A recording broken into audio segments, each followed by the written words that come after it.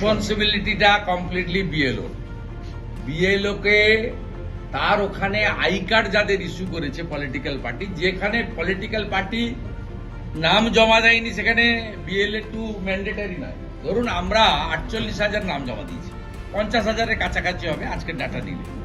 তা আমাদেরকে আপনি আই কার্ড দিয়েছেন 42,000-এর বেশি। এবারে আপনি ওই বুথে 800 ভোটার আছে, সেখানে আপনি 800 ফর্ম ডিস্ট্রিবিউশন করেছেন, ফর্ম আপনাকে ডিস্ট্রিবিউট করতে হবে।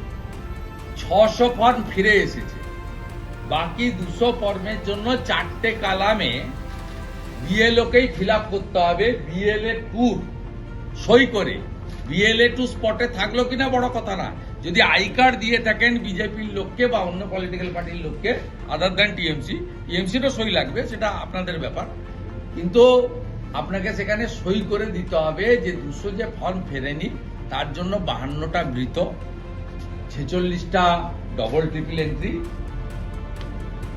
25টা শিফটি, আর আরো 25টা বা 30টা এদের কোনো পেপারস নেই।